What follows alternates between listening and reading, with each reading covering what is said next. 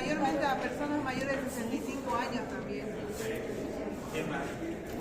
Es la neumonía adquirida de comunidad.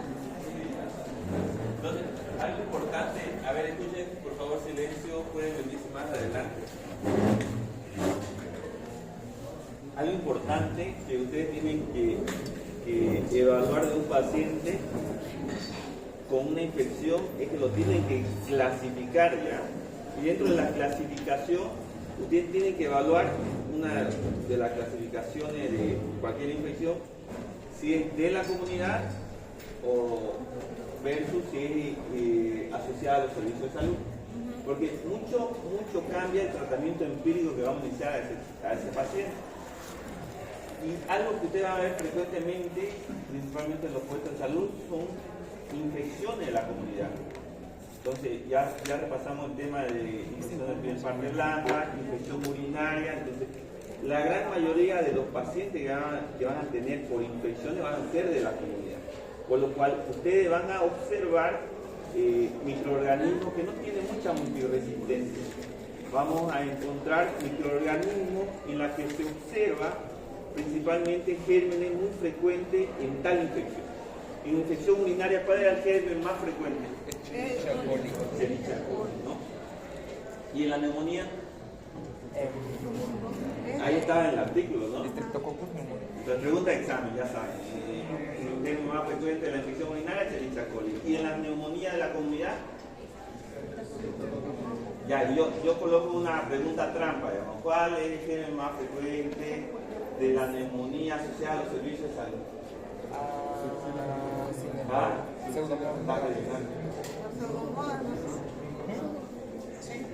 Depende, eso depende mucho de qué neumonía asociada a los servicios de salud, porque puede ser neumonía asociada a ventiladores o en terapia intensiva, que difiere de ¿ya? Puede ser neumonía intrahospitalaria, pero no asociada a servicios, no asociada a ventiladores, entonces va a cambiar, ¿ya? Y depende mucho del continente, del hemisferio, yo diría todo. Arriba están los ricos, Europa, Estados Unidos, y abajo están los pobres, ¿no? Todos los países se desarrollan mucho, difiere también dentro de la patología de germen resistente intrahospitalario, el tipo de población que estamos hablando. Algo importante en la neumonía aguda.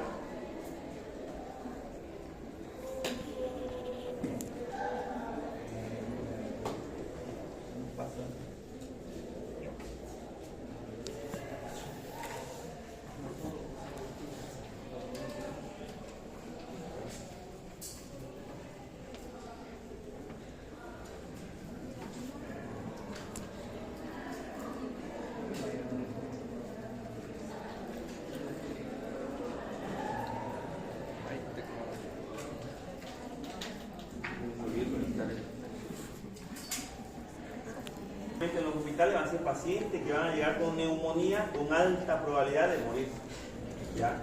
Son infecciones que pueden convertirse en algo grave, ¿no? ¿Cuál es la etiología? Vean, dentro de los patógenos predominantes de la neumonía intrahospitalaria de los adultos, o sea, neumonía de la comunidad, está el Streptococcus pneumoniae, pero hay otros microorganismos que también lo producen. El Haemophilus influenzae, el Mycobacterium pneumoniae, Chlamydia pneumoniae. Vean, dentro de la etiología tenemos lo frecuente y lo infrecuente, ¿ya? Hay diferentes, de acuerdo a la bibliografía y características. En el artículo que le mandé tenemos también una clasificación de los gérmenes más frecuentes y los menos frecuentes. No se olviden, el más frecuente va a ser el Streptococcus pneumoniae, ¿ya? Pero también tenemos otros microorganismos que pueden producir neumonía, ¿ya? Staphylococcus aureus, bacilo entérico gram negativo, ahí está Klebsiella pneumoniae, otro tipo de bacterias que también puede desarrollar infecciones, ¿ya?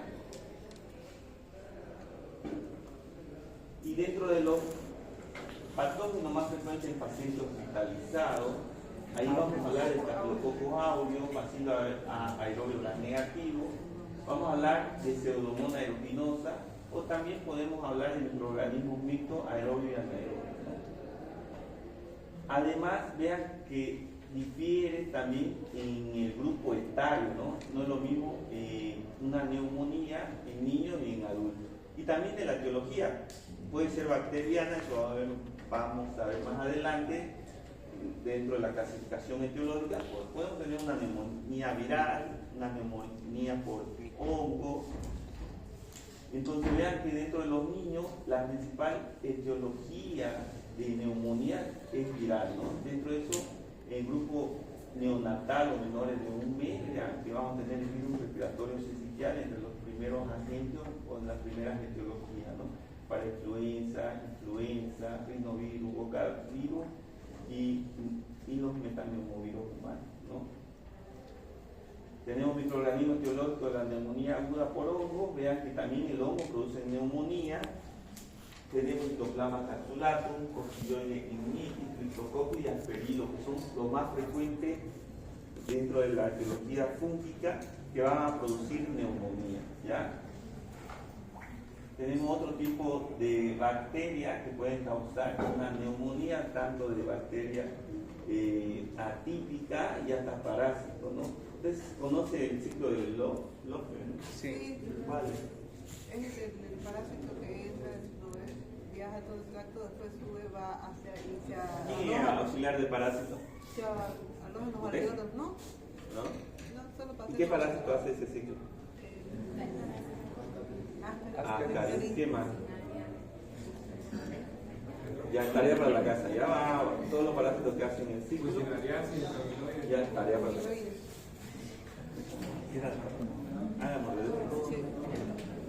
Ahora, dentro de la epidemiología, vean, mundialmente 2 a 4 casos por 1000 habitantes. De 1000 habitantes vamos a tener 2 a 4 casos de neumonía, ¿ya? ¿Cuándo aumentan los casos de neumonía? ¿En invierno? Invierno, entonces. Actualmente los números de neumonía han aumentado considerablemente, tanto que la mayoría de los pacientes que se internan en hospitalizaciones, principalmente en medicina interna, van a ser por neumonía, ¿ya? Hay un brote actual en Bolivia de qué? ¿Influenza? Sarampión. ¿El sarampión produce neumonía? Sí, produce, ¿ya? Es una infección que se transmite por vía respiratoria y una de sus características que un paciente inmunodeprimido o susceptible van a traer una neumonía viral por sarampión. Vean que es la segunda causa más común de hospitalización y es la causa infecciosa más común de muerte. Es decir, todo paciente que va a llegar a óbito, la mayoría de las infecciones van a llegar por una neumonía, ¿ya? Es la quinta causa principal de mortalidad en todo el mundo, 4 millones de muertes cada año en el mundo. En Estados Unidos afecta a casi 6 millones de habitantes por año. ¿Y cuál es la patología? ¿Cómo crees que un individuo pueda adquirir una neumonía?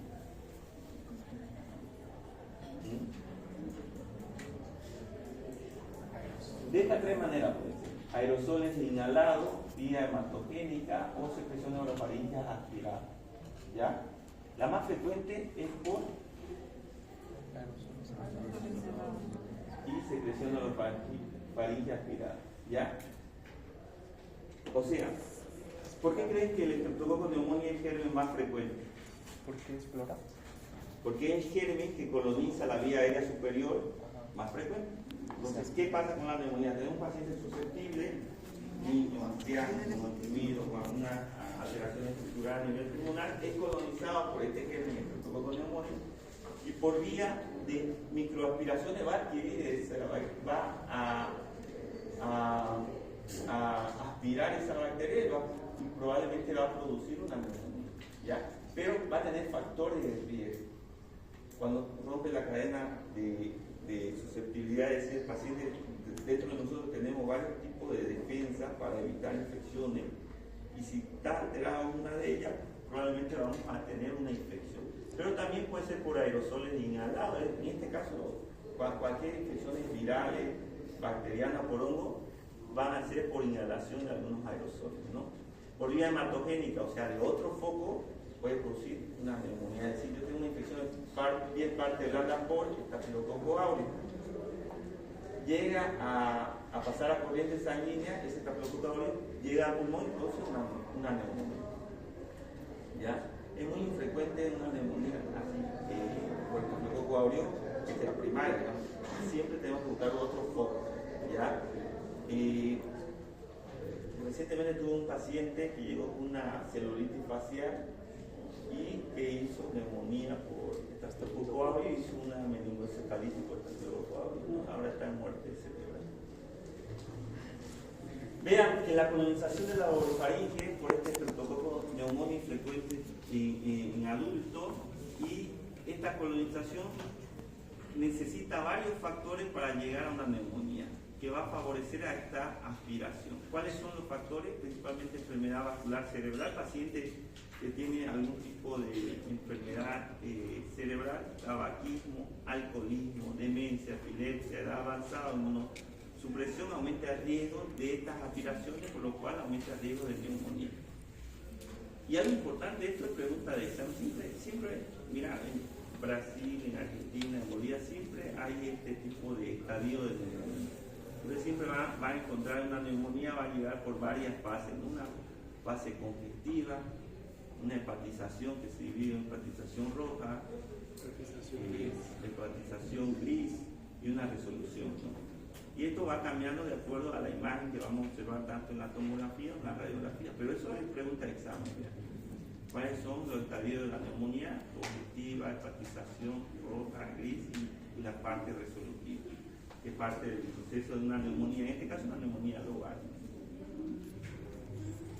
Dentro del ser humano vamos a tener varios puntos de defensa, o sea, nosotros tenemos varios factores para impedir que tengamos estas infecciones por microaspiraciones, ¿no? Dentro de la vía respiratoria tenemos, vean, a nivel nasofaríngeo vamos a tener pelos nasales, cornetes, la anatomía en sí, secreción de inmunoglobulina A que va a impedir, digamos, el pasaje de estos tipos de microorganismos a vías aéreas inferiores, ¿no? En la orofaringe vamos a tener la saliva, desprendimientos celulares epiteliales, el mismo reflejo toxígeno ayuda a inhibir las microaspiraciones, la interferencia bacteriana, la producción de complementos a nivel de la orofaringe va a impedir también, o va a ser un mecanismo de defensa contra el microorganismo, contra la bacteria, virus u hongo, ¿no? Dentro de la vía respiratoria de conducción, como ser tráqueo y bronquio, vamos a tener también casi algunos mismos reflejos, como ser reflejo de la tos, epiglótico. Vamos a tener aparato mucociliar que van a impedir la transferencia de bacterias de árboles de vía aérea superiores a inferiores. Vamos a tener células especializadas, tanto como tejido linfoide o célula dendrítica. Vamos a tener inmunoglobulina, ese sector que se va a secretar contra esos microorganismos para evitar lo que es la infección a nivel de vías aéreas inferiores, ¿no? Y las vías aéreas inferiores también vamos a tener varios tipos de factores o defensa del huésped que va a impedir el desarrollo de una infección por un microorganismo. Cuando se rompe cualquiera de estas barreras de defensa es lo que viene las infecciones, ¿ya? Cuando están alteradas, principalmente en pacientes susceptibles. Cuando tenemos una enfermedad pulmonar obstructiva crónica, pacientes asmáticos, en grupo etario, sean niños o ancianos, también se ve alterada todo estos tipos de defensa, por lo cual aumenta el riesgo de infecciones en estos grupos etarios. ¿Ya? ¿Quién fuma acá? ¿Acaso yo? 2, 3, ya no mientan. Oye, ustedes saben que los médicos son los que más fuman, más beben. Todavía no son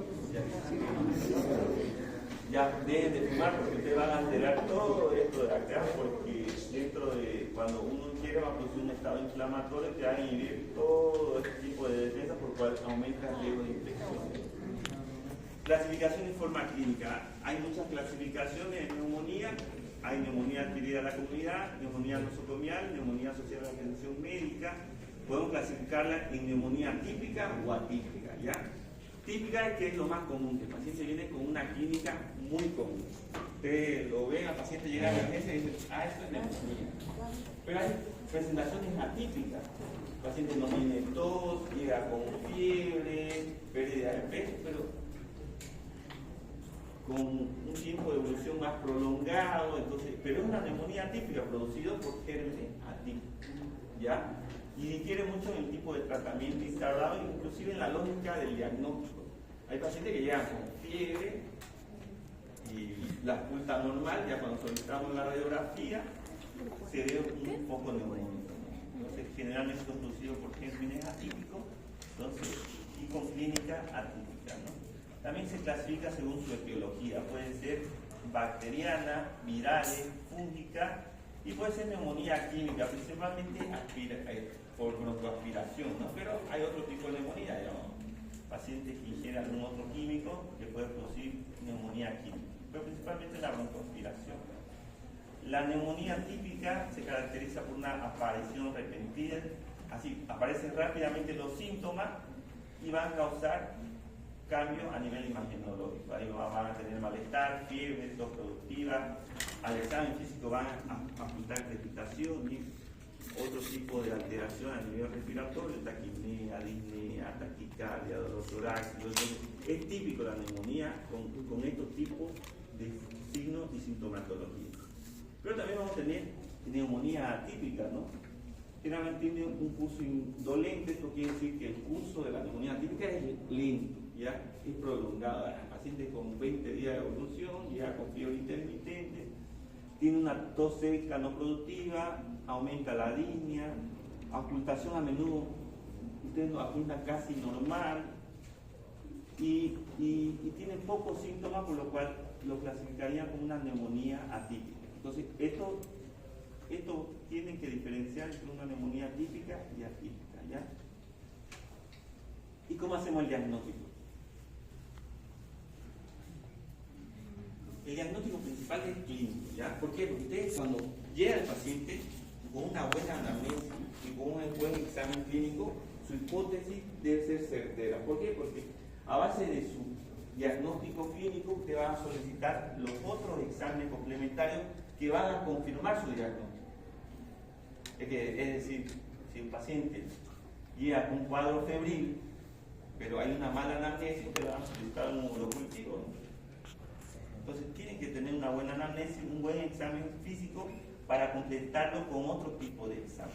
Dentro de eso están los biomarcadores, lo imagenológico, lo microbiológico como ser cultivo, lo molecular y lo citopatológico. ¿Ya? Y eso mucho se ve en el artículo que le mandé, no sé si se recuerdan, hay un flujograma para evaluar una neumonía en la cual se observan los biomarcadores, se observan las imágenes, se observan los cultivos, pero principalmente los paneles. ¿Ya? ¿Qué revista? La publicación que yo le mandé, ¿de qué revista es? De la New England. No, Pensé que era al aire la pregunta. ¿De cuál revista es?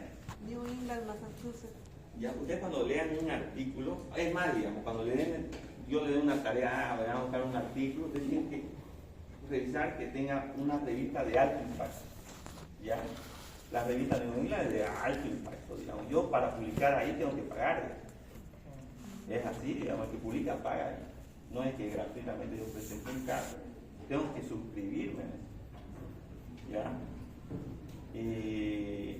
Siempre a veces nos equivocamos cuando buscamos artículos, buscamos revistas de bajo impacto, que no lo revisan, no tenemos la certeza de que los datos que publican sean reales. Entonces, estas publicaciones de alto impacto generalmente tienen revisores en pares, o sea, hay dos revisores imparciales que revisan las publicaciones, que certifican que los datos sean ciertos.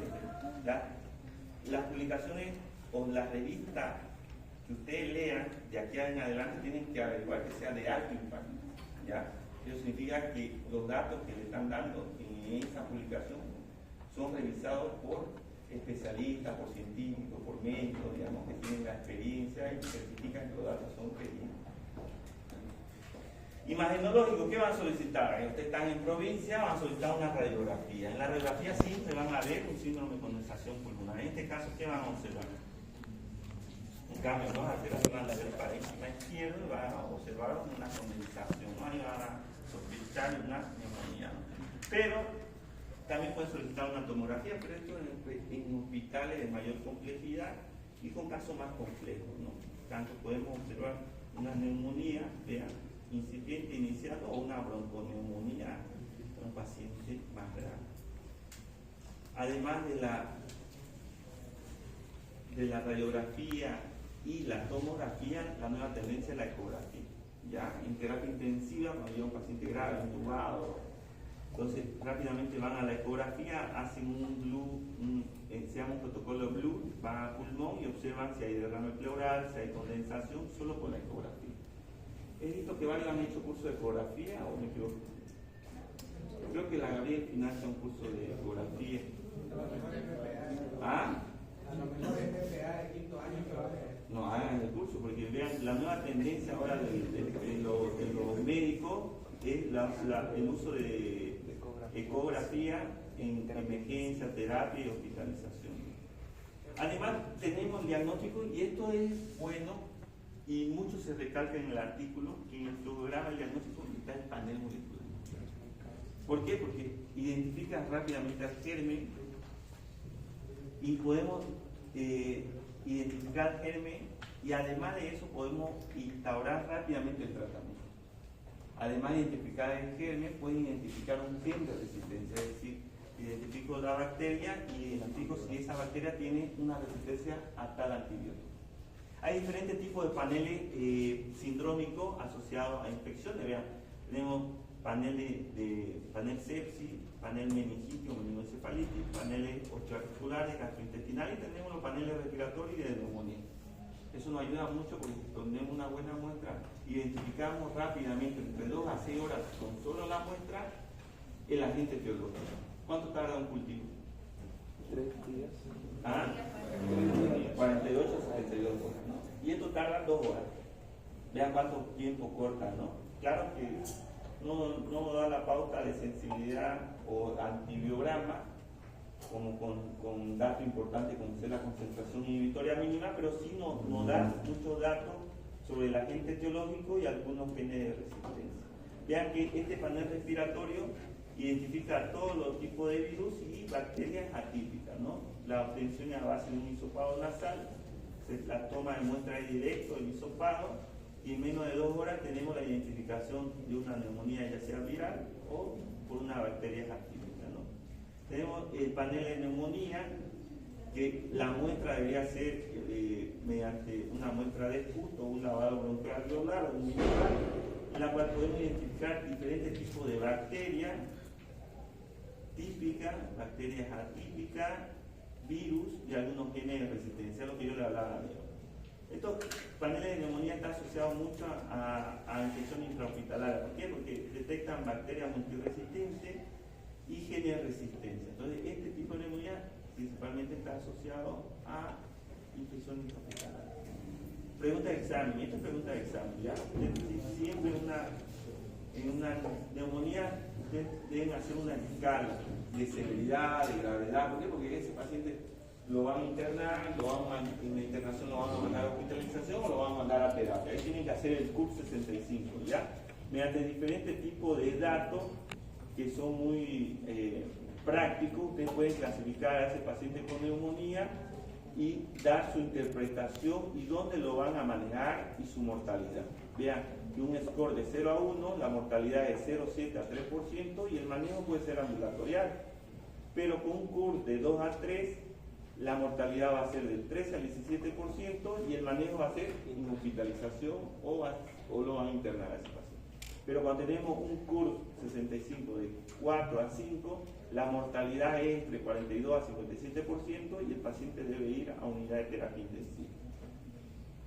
¿Y qué parámetro toma? Confusión, uremia, respiraciones, la presión arterial y la edad. Es fácil, ¿verdad? No necesita un laboratorio complejo o de alta complejidad para tomar un dato de un paciente con neumonía para clasificarlo de acuerdo a su score, ¿no? Hay otros scores como la Severity Pneumonia, que esto es más automático, se da principalmente en pacientes intrahospitalarios. Pregunta de examen, CURP 65, ¿ya? ¿Sí? Sí. Ya. Se fue el examen. Y el tratamiento, esto se lo voy a pasar, ya se lo pasé, ¿no? No, los otros.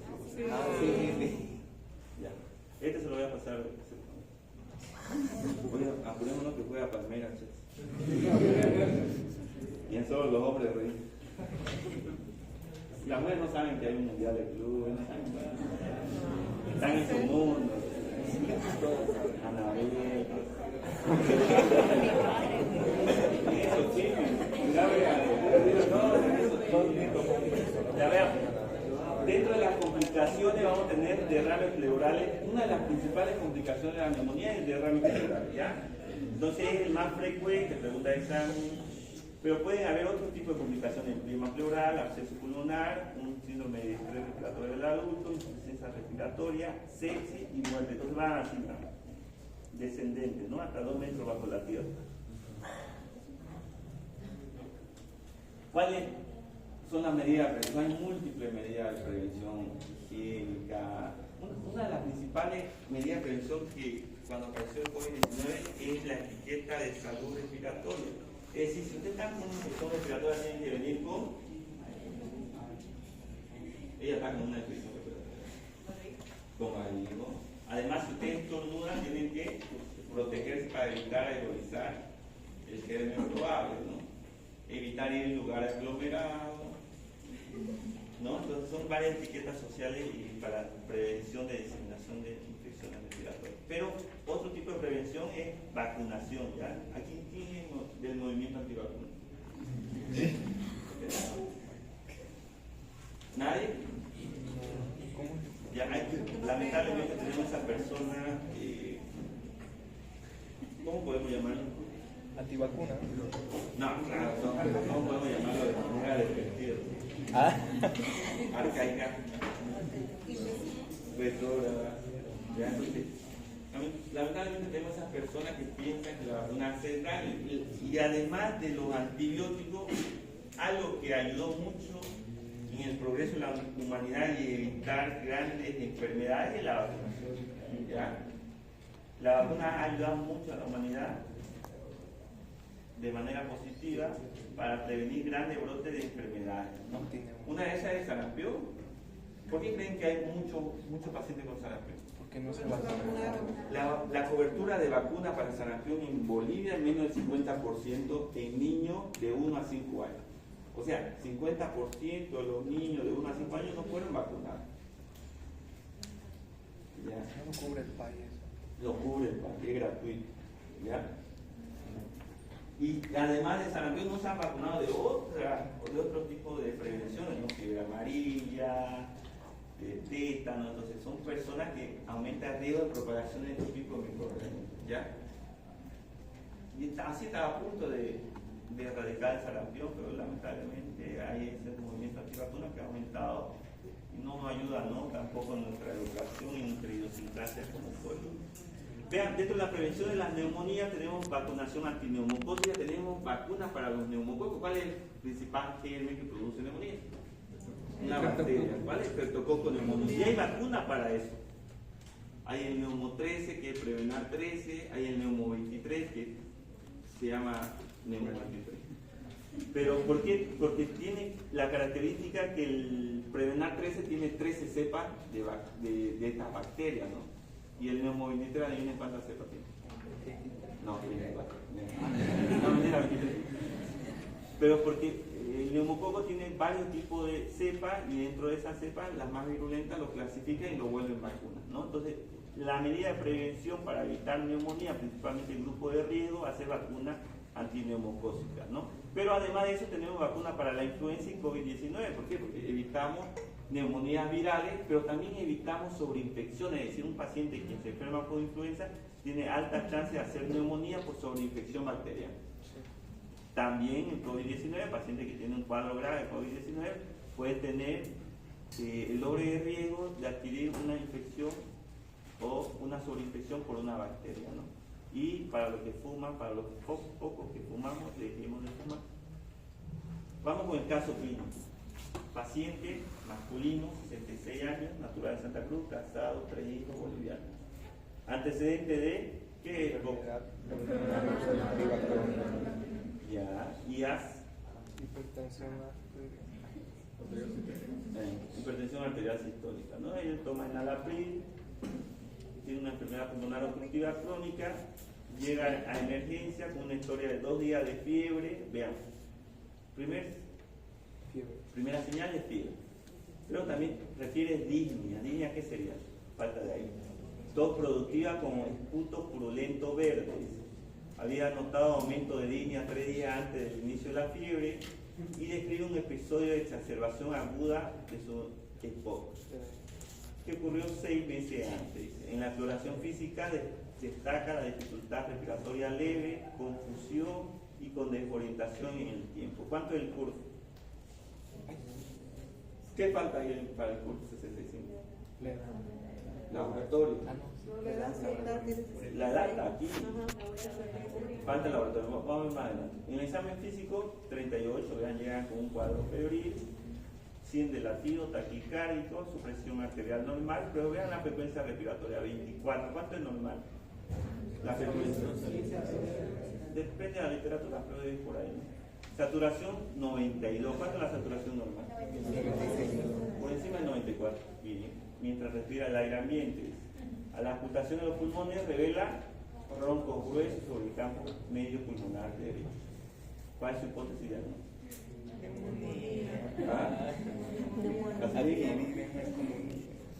Pero no todos los pacientes así. Es muy difícil, todos los pacientes médicos, ¿ya?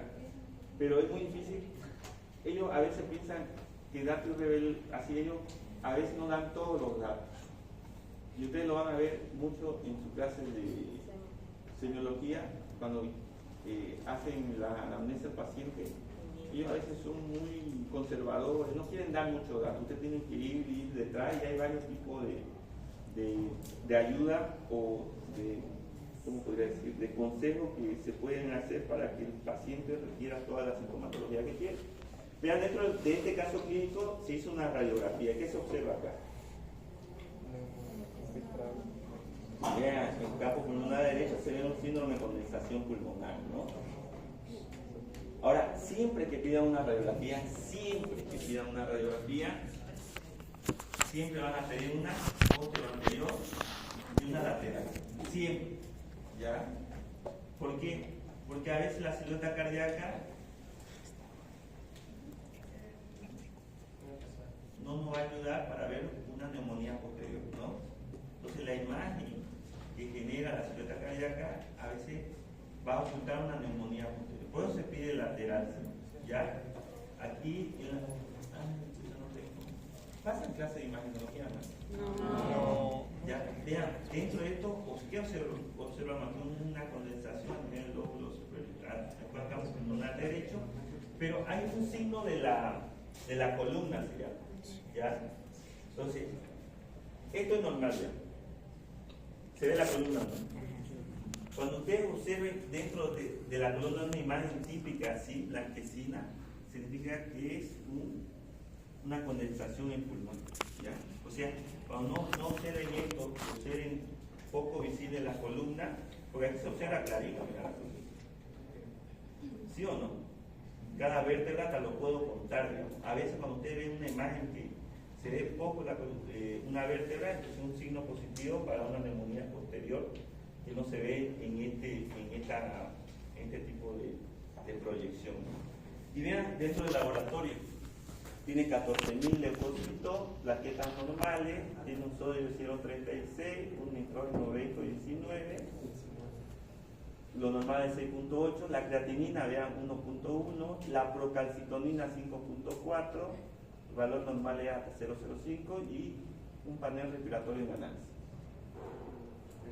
¿Cuál es su diagnóstico? Ahí hace su curso 65.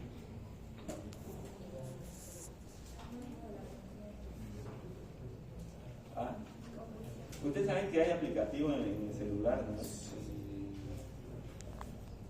Yo tengo este Hércules, ustedes entran, buscan el tipo de, tienen un sinnúmero de score de tipo de enfermedades, no me llevo a meter.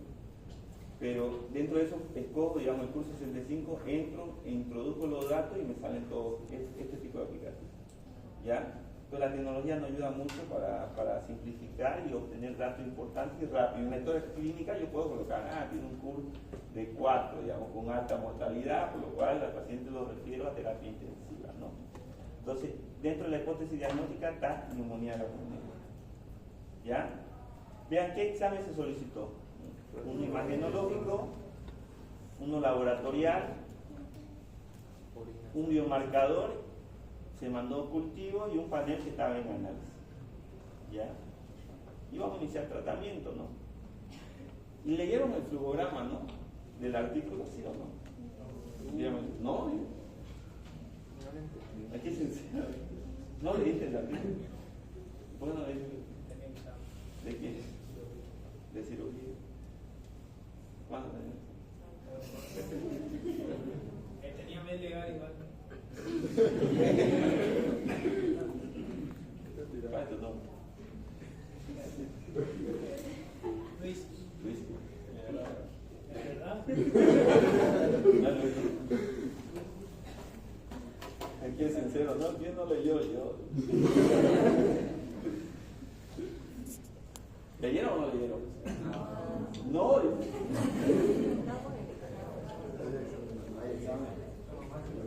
¿Cuántas hojas tenía este artículo? 10. Oye, 10 páginas, no leyeron.